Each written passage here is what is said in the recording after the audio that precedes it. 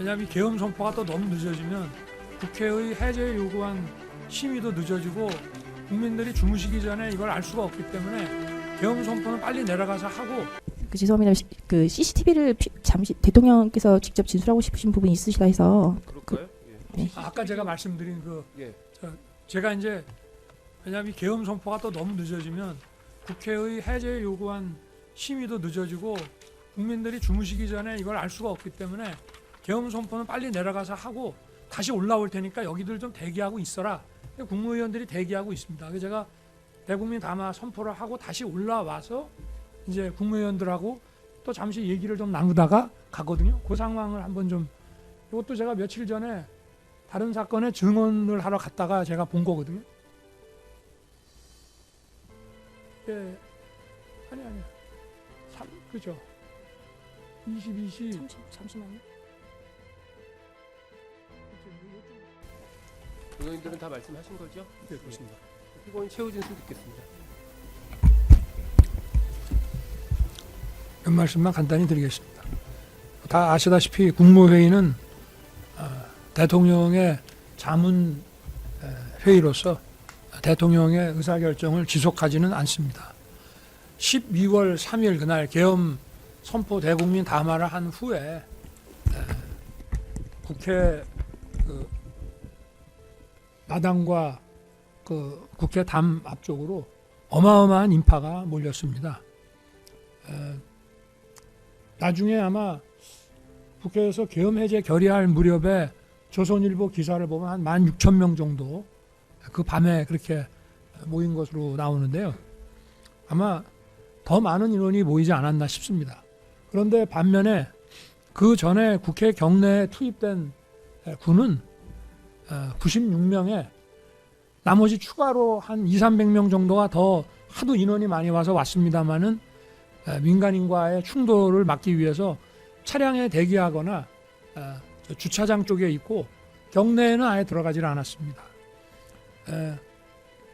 저는 이 국무회의를 전원을 소집해서 주례 국무회의 하듯이 뭐 저녁 시간이라도 만약에 미리 안건을 알려주고 이렇게 국무회의를 했다면은 이게 뭐 당연히 미리 알려지게 되고 아마 전국 도심에서 지금 여의도 의사당 주변만 해도 이 정도인데 전국 도심에 엄청난 그 좀 불안해하는 사람 또 선동하는 사람 뭐 이런 사람들 때문에 시한 수요가 많아지고 이렇게 되면 병력의 투입이 많아지고 잘못하면 이게 관리가 안 되는 상황이 올 수 있기 때문에 이 비상계엄을 준비하면서도 이 국무회의를 어떤 방식으로 할 건지에 대해서 상당히 깊은 생각을 했습니다. 당연히 국무회의는 헌법상의 요건이고 또 계엄 선포에 있어서 실체적 절차적 요건은 사법심사의 대상이 되지 않는 국회의 해제 요구에 따라서 해제라고 하는 이런 정치적 통제를 받으면 되는 것이긴 하지만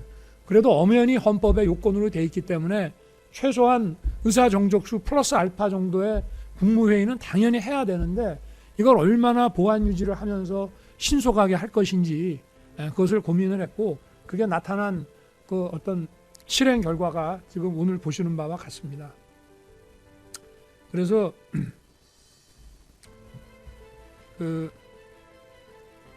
아까도 말씀드렸다시피 계엄과 관련한 이런 제 판단에 필수 국무위원이라고 생각되는 사람 또 민생에 관련된 사람을 순차로 나눠서 불러서 국무회의를 조용히 경호처장으로 하여금 보안 손님으로 이제 모시게 이렇게 했습니다.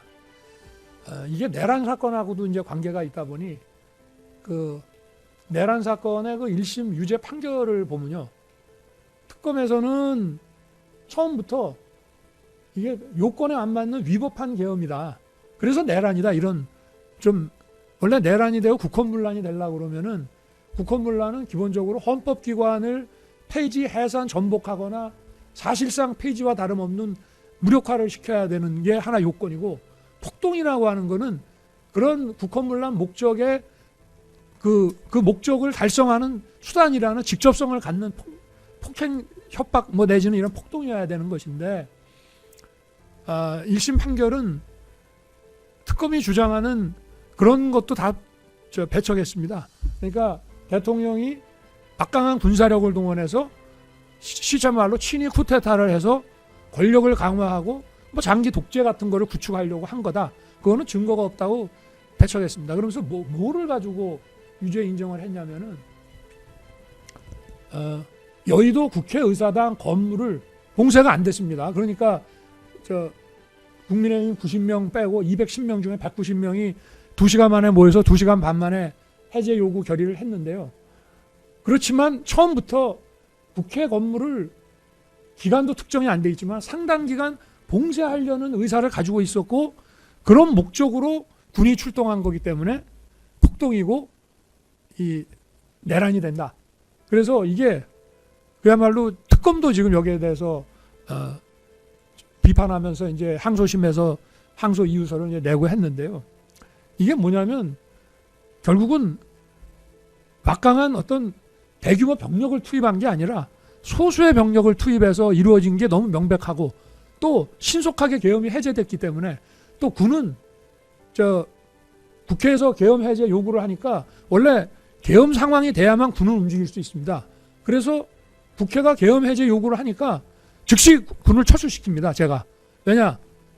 국무회의를 열어서 대통령이 계엄 해제까지 하는 데는 시간이 또 한 3시간 이상 걸릴 수 있기 때문에 국회의 계엄 해제 요구를 사실상 대통령의 국무회의를 거친 계엄 해제로 취급해서 군을 바로 철수시킵니다. 그래서 군이 국회에 있었던 시간이 1시간 남짓입니다. 그러니까 이제 이런 그 상황들을 전부 종합을 해 보시면 제가 왜 최소한의 병력 투입의 최소화를 위해서 이렇게 보안을 유지하며 전원 소집 국무회의를 하기가 어려웠는지 그 말씀을 드리는 것입니다. 나머지는 변호인이 충분히 설명을 했다고 해서 저는 요 정도만 배경만 말씀을 드리겠습니다.